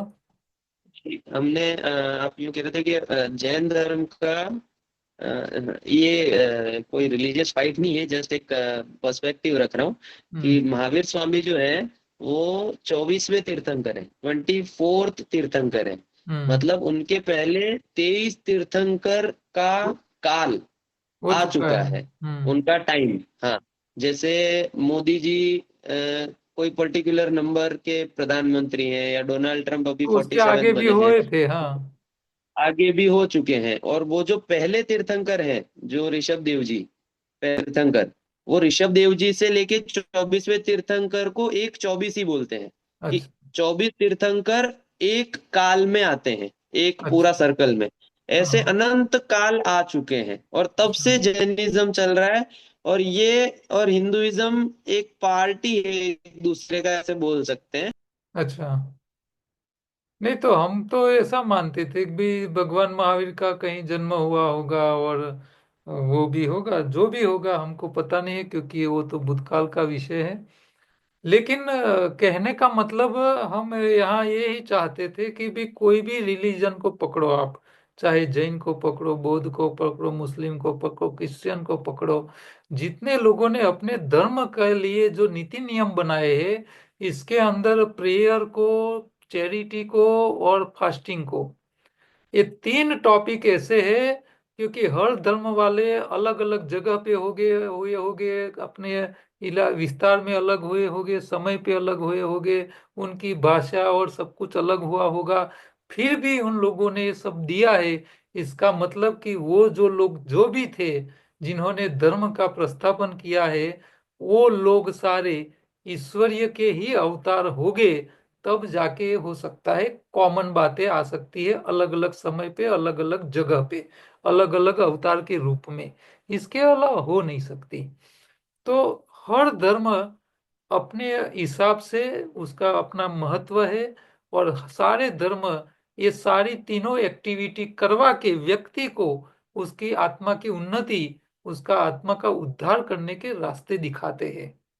आप चाहे जैन धर्म के रास्ते चलो, चाहे हिंदू के रास्ते चलो, चाहे मुसलमान के रास्ते चलो, या क्रिश्चियन के रास्ते चलो, हाँ, आप अपने आत्मा की उन्नति कर सकते हो। तो ये कंपलसरी है और सब धर्म के लिए कॉमन नियम है। इसीलिए हम कोई भी धर्म को हो, कोई भी संप्रदाय में मानते हो, लेकिन आपको प्रेयर्स करनी पड़ेगी, भगवान की भक्ति करनी पड़ेगी, साथ में चैरिटी भी करनी पड़ेगी, और उपवास भी करना पड़ेगा। तब जाके आपकी आध्यात्मिक उन्नति हो सकती है। माला के बारे में भी मैंने देखा है कि सारे धर्म के अंदर माला का प्रावधान है। मेरा बेटा कतार में गया था जब कुवैत में, तो वहाँ के जो राजा थे, राजवी कुंवर थे, वो लोग उनके प्रेजेंटेशन के टाइम उनकी कंपनी की ओर से आए होंगे, वहाँ की कंपनी के। तो उस टाइम हमारे बेटे को उनके वो कॉलेज की ओर से गया था, तो प्रेजेंटेशन किया था, तो उनको उन्होंने वहाँ उन लोगों की जो धर्म की जो माला होती है, बहुत क्रिस्टल अद्भुत होते हैं उनके। माला इतनी महंगी दिखती है कि वो उन्होंने उनको भेंट की थी कि भाई ये हमारा धर्म का प्रतीक है, ये माला है, आप उनको दिया था तो लाया था। तो मुझे पता नहीं था कि भाई मुस्लिम लोग भी माला करते होंगे, लेकिन उनके अंदर भी माला का व्यवस्था है। आप चाहे क्रिश्चियन देखिए तो उन लोगों के अंदर भी माला है। और माला के अंदर जो 108 का जो आंख है, वो भी हमारे पूरे सूर्यमंडल के जो ग्रह का डायमीटर, उसका परिघ, उसका घूमने का, उसके साथ 108 का रिलेशन होता है। तो वो उसके साथ सीधा एक गुणांक के हिसाब से होता है, तब जाके 108 की माला। और माला ये कलयुग में माला का प्रावधान इसीलिए धर्म वालों ने बताया है कि जो नवदा भक्ति है उसमें माला, ये नवदा भक्ति का एक प्रयोग है। और इसमें जब आप माला करते हो, तो एक एक मन के को काउंट करते हुए जो इष्ट देव है उसका जो मंत्रोच्चार है, वो मंत्रोच्चार आपको स्पष्ट आवाज से और धीरे धीरे बोलना का होता है। जब आप स्पष्ट मंत्रोच्चार से धीरे धीरे जब बोलते हो, तब आप वो कंसंट्रेशन करके ये काम कर रहे हो। और आप जब मन से उसको कंसंट्रेट करके माला करते करते मंत्रोच्चार करते हो, तो उस टाइम आपके श्वासोश्वास बिल्कुल स्लो मोशन में चलते हैं, इतनी धीमी गति में चलते हैं कि आप उसको काउंट करोगे ना, तो आप आश्चर्यचकित हो जाओगे कि मैंने ये 10 मिनट या आधा घंटा माला का प्रयोग किया, उस टाइम मेरा श्वास इतना स्लो हो गया। आप कल्पना नहीं कर सकते, इतने स्लो हो जाते हैं। तो जितनी बार आपका श्वास स्लो होता है, उतनी आपकी आध्यात्मिक उन्नति, आत्मा की उन्नति इतनी और बढ़ने लगती है। तो ये माला करना ये बहुत साइंटिफिक है, और इसका लाभ इतना अद्भुत मिलता है। और मुझे तो मिला है, क्योंकि मैं कोई आसन प्राणायाम कसरत जिम कुछ नहीं, वॉकिंग भी नहीं करता हूँ। तो मुझे मेरे शरीर को 4 घंटे से ज्यादा नींद चाहिए नहीं। 2 टाइम ही भोजन करता हूँ, इसमें एक टाइम पूरा कच्चा खाता हूँ, एक टाइम पकाया खाता हूँ, चबा चबा के रस करके खाता हूँ। तो मेरा 3-4 घंटे में नींद पूरी हो जाती है। हाँ, वॉकिंग का कसरत का टाइम तो बिगड़ता ही नहीं। तो रात को 2, ढाई, 3 बजे जब भी नींद खुल जाती है, पूरी हो जाती है, तो नींद में बेड में ही माला हो जाती है। और जो जो भगवान की माला कर लेते हैं, जिन जिन की कर लेते हैं। और मान लो, मुझे तो ऐसा लगता है कि भगवान की तो छोड़ो, आपके सेठ की भी आप माला करोगे ना, तो आपका पगार बढ़ने लगेगा, आपको पता भी नहीं चलेगा। हाँ, मैं गारंटी देता हूँ। तो जो भी आपका सेठ हो, आपके क्लाइंट हो, आपके घर के वडील हो, जिसके साथ आपका पढ़ा पड़ा हो, सबकी माला करनी शुरू कर लो। और देखो कि कितने अद्भुत आपको रिजल्ट मिलना शुरू हो जाएगा। हाँ, जिसके साथ संबंध बिगड़ चुके हैं ना, उसकी भी माला करो। देखो, वो आपके सामने से आएगा, बोलेगा कैसे हो, मजे में हो, गुड मॉर्निंग बोलेगा। जो आपको देख के नजर चुराने वाला होता है, वो भी आपके सामने आके बोलने लगेगा। तो जिंदा लोगों की भी माला करनी चाहिए, मैं तो ये मानता हूँ। बोलिए, कोई क्वेश्चन किसी का, कुछ बोलो। સાહેબ કાલે મહાશિવરાત્રી છે તો કાલનો ઉપવાસ કેવી રીતે કરાય? आपकी शरीर की और आपकी मन की जो आज तक की प्रैक्टिस है, उसी के रास्ते ही करने का। आपको, आपने कभी निर्जला किया नहीं है, और कल निर्जला लेके बैठ जाओगे तो 108 को बुलानी पड़ेगी। और सरकार ने 108 रखा है इसीलिए कि कई लोगों को भूत बनने से रोकता है वो। થેન્ક યુ સર, ये થેન્ક યુ। 108 नहीं होते ना, तो कई लोग भूत बन जाते। सर उपवास नॉर्मल दिन में करते हैं उसमें, और किसी पर्टिकुलर तिथि पे करते हैं, अष्टमी उसमें तो एकादशी फर्क पे, होता उसमें है, क्या फर्क है? नहीं फर्क है। क्या फर्क पड़ता देखो, ये जो होती है ना, इसमें एस्ट्रोलॉजिकल एनर्जी काम करती होती है। आप देखो, पूनम के दिन पूरा सागर का पानी किनारे पे आ जाता है, कितना पानी आ जाता है। तो कौन खींचता है? तो चंद्रमा उसको खींचते हैं। पूनम के दिन उसको खींचते हैं।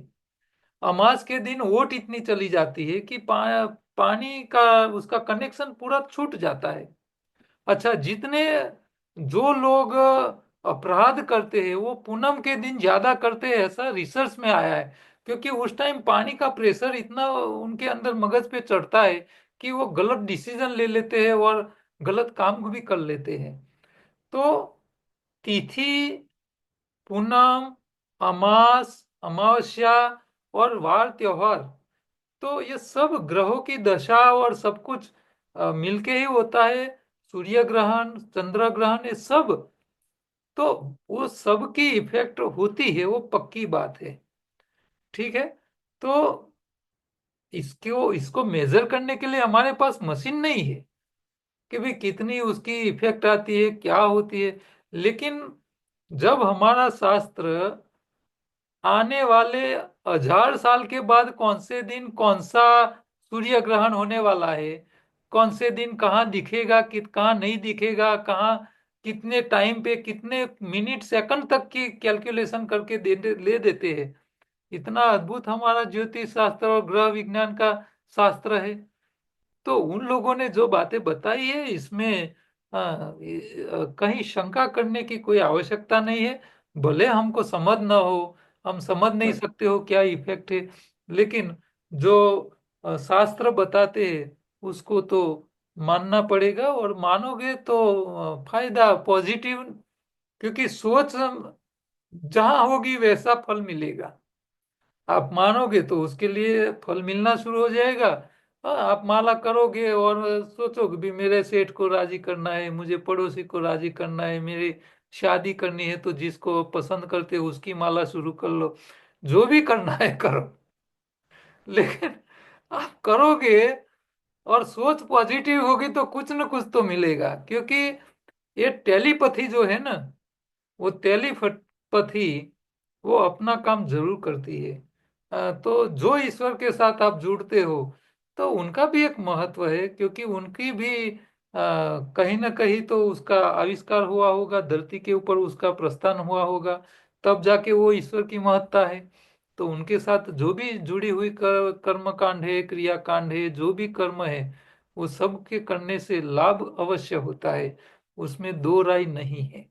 हाँ, क्या मिलता है उसको मेजर करने के लिए हमारे पास कोई रिसर्च नहीं हुआ है, हमारी देश की सरकारों ने कुछ किया नहीं, धार्मिक संस्थाओं ने भी कुछ नहीं किया है, तो उसके कारण हमारे पास कुछ नहीं है। बाकी आने वाले समय में अब ये भी हो जाएगा, क्योंकि पिछली बार जब मून मिशन फेल हुआ था तो मोदी साहब खुद वहां जाके बैठे थे और उन लोगों को बोला था कि भाई हमारे शास्त्रों में जो गतियां बताई है, अंतर बताया है, उसका जो सूर्य ग्रहण चंद्र ग्रहण ये सब की जो बताया है, उसको आधार लेके आप उसके ऊपर प्रयोग करो, इसके ऊपर आगे बढ़ोगे तो सक्सेस रेट बढ़ जाएगा। और आज देखिए तो चंद्र पर भी पहुंच गए, और आगे जाके उसके ऊपर भी संशोधन हो जाएगा। तो आने वाला समय जरूर सरकार यही रहेगी, मोदी सरकार की, तो जरूर इसमें हमको कुछ न कुछ मिलेगा, वो भी आशा रखते हैं हम कि भी हमारे धर्म के बारे में, सनातन के बारे में कोई भी जो भी है, जो सत्य है उसको निकाले। और ये कुंभ में देखे आप कितने लोग गए।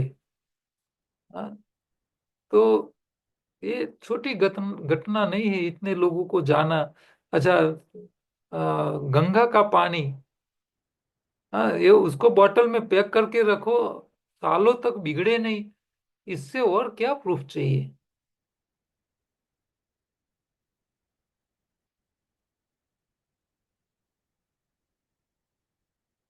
चलो, किसी को उपवास के ऊपर कोई सवाल जवाब लिखते नहीं है अब, सब लोग करेंगे क्या? हाँ, खुद ना करो, अपने घर वाले को जरूर करवाओ। गईकाले કર્યો હતો कम से कम वो तो लंबा जिएगा।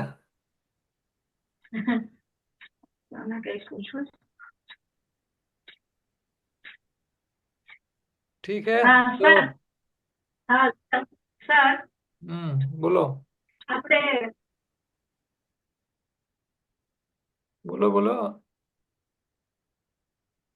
आवाज नहीं आ रही।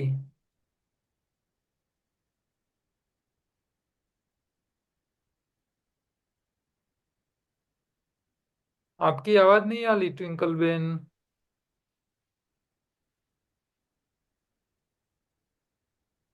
अनम्यूट करो। बोलो।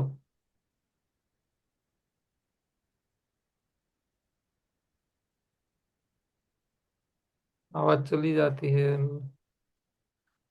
कोई बात नहीं, आपका जो भी क्वेश्चन है पिछले अगले लेक्चर के टाइम याद करके बोल देना। ठीक है, तो आप सबको मेरी रिक्वेस्ट है कि आपके फैमिली मेंबर्स के अंदर उपवास का महत्व को समझाओ, इंद्रियों की गुलामी में से बाहर आने के रास्ते को पकड़ो, डीप मेडिटेशन, डीप ब्रीदिंग। हाँ, आप अनुलोम विलोम करो या ना करो चलेगा, लेकिन श्वास धीरे धीरे बढ़ो, धीरे धीरे छोड़ो, ये प्रैक्टिस तो हर एक व्यक्ति को करते रहना चाहिए। जब भी मौका मिल गया चालू कर लो, तो आपका इतना बेनिफिट मिलना शुरू हो जाएगा कि आपकी इंद्रियां आपके कंट्रोल में अपने आप आनी शुरू हो जाएगी। तो ये जीवन का हमारा जो उद्देश्य है, जीवन की सार्थकता के रास्ते हम आगे बढ़ सकते हैं। ठीक है, तो सब लोग करेंगे ऐसी